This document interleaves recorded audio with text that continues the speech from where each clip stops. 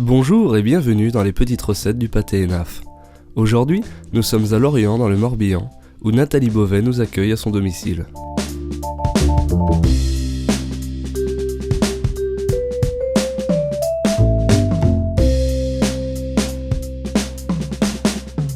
Donc bonjour, je m'appelle Nathalie Beauvais, je suis chef de cuisine au Jardin Gourmand à Lorient et aujourd'hui je vais vous faire des galettes de pommes de terre au pâté Enaf accompagnées d'un petit vinaigre réduit avec du vinaigre de cidre et du cidre. Donc pour ces galettes de pommes de terre au pâté Enaf, j'ai bien sûr besoin du pâté Enaf, de pommes de terre, un peu de beurre, des jaunes d'œufs, un tout petit peu de farine, du sel, du poivre et ce sera accompagné avec un peu de salade et une vinaigrette et le vinaigre réduit au vinaigre de cidre et cidre. Donc on va commencer bien sûr par éplucher les pommes de terre et puis les mettre en cuisson. Donc là il me faut des pommes de terre qui servent à faire de la purée. Donc vous allez vous orienter vers des binges. Donc c'est des pommes de terre assez farineuses et qui vont permettre de faire une purée assez moelleuse. Et donc là, les pommes de terre sont épluchées, donc je vais juste les mouiller avec de l'eau froide, un petit peu salée, et une fois qu'elles seront cuites, je vais les passer au moulin à légumes pour les transformer en purée de pommes de terre.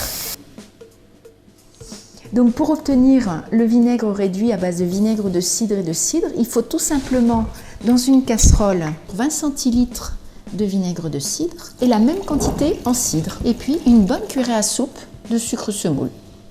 Voilà.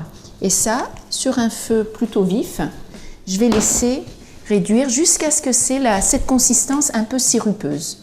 Donc là, pendant que la purée cuit, je vais simplement ouvrir la boîte de pâté Enaf.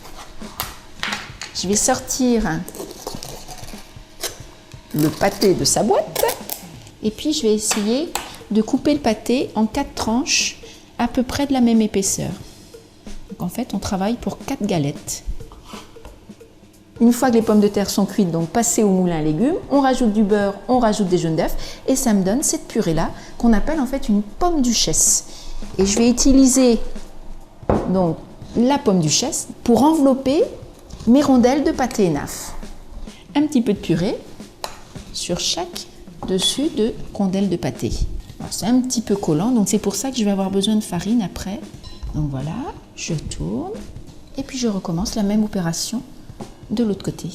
Donc là, les tranches de pâté Enaf sont bien enveloppées de pommes duchesse et pour éviter que ça se défasse dans la poêle à la cuisson, je vais juste les tremper dans la farine pour qu'il y ait un peu plus de tenue au niveau de la cuisson.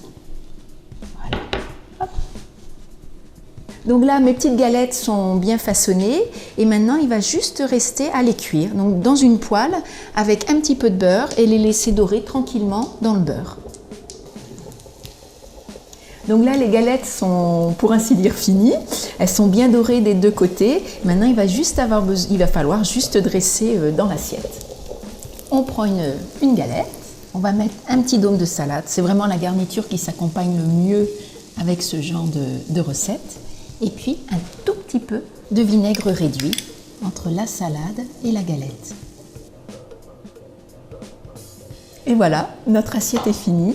On a notre superbe galette de pommes de terre au pâté Enaf, le petit vinaigre réduit au vinaigre de cidre et le tout accompagné avec une salade verte.